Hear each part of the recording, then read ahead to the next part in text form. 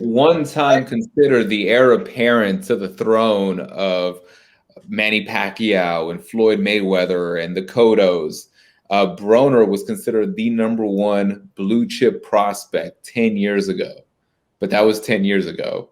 Now he's 31 years old, which is very young as a fighter, but he's already washed up. He's broke. As he said in the interview, he had $13 coming in, and now he's got like $3 million going out, but he owes a bunch of people. So really, he's still got $13. Fighting against the unheralded Giovanni Santiago from Puerto Rico with 14 fights, who took a whopping 5 years out of boxing at a point in his career to pretty much outbox Adrien Broner in this fight. What did you see? I saw it exactly the same way. I thought Santiago, through sheer activity, through a much more varied attack. I mean, people are talking about how we can get into the Steve Farhood stuff in a minute, but Farhood on the broadcast, he gave it, to Santiago by a round.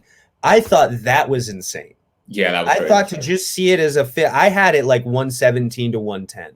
I straight up thought, Broner won 2 or 3 rounds, and I could see less than that. But the fix was in all night. We knew it from the outset that it's been rare since I've seen one this straight up blatant. They gave him the first round. Broner landed a grand total in the first round, 0 punches, not one. And the judges gave him that round. You got to score defense, man.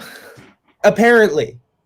Scoring defense is, by the way, a great way to tell me, no, I don't know what I'm talking about. I straight up just say things that I am like 20% sure what they mean, and I have no idea. Like, that's what, but you have to score the defense means. No, it means that you already had an idea walking in who was going to win, and you will backfill however you need to make that work.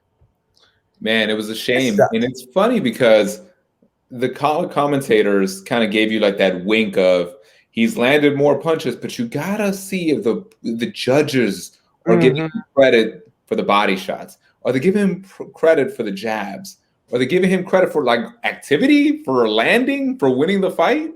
Because they were kind of like hinting like we can't say the judges are crooked, but there's a robbery in place. I hope you guys watching know, wink, wink. And that's exactly what we got. The commentators knew, we knew watching the fight, and so did Santiago's corner, because even though we felt he was winning, they still told him, you got to knock him out. You have to knock him out to win.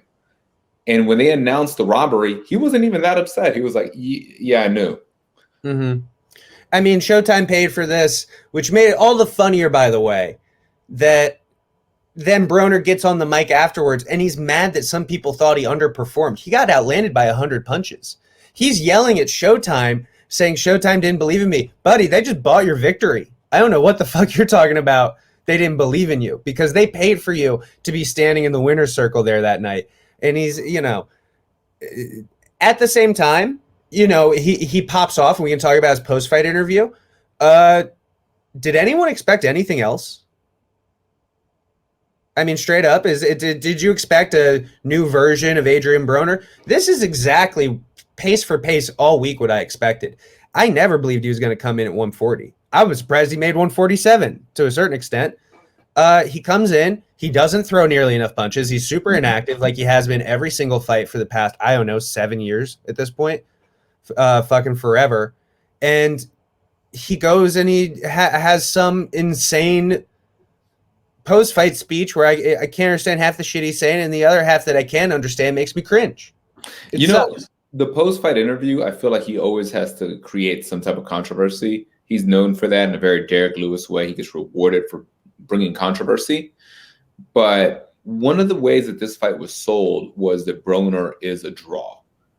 I remember watching AEW, which you actually have in your head there, and every other commercial was AT&T telling you to upgrade to Showtime because Adrien Broner's fighting this weekend. Get the fight for free by upgrading to Showtime.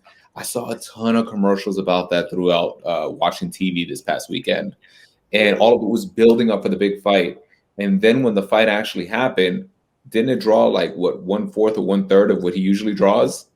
It drew little over 280,000 people. Those are horrible numbers. Yeah. Those are horrible numbers. That's a third, roughly, of what he usually does. He's usually like, I mean, honestly, he's usually cracking 800,000 to 900,000. And this time he came in under 3. You remember that fucking awful, I mean, we still talk about it sometimes, Terrence Crawford versus Postal. Oh, yeah. Yeah, basically nobody bought it. It did like these numbers. You know what I mean? Like, no, it still did worse. They did like, yeah, didn't they do like 20,000?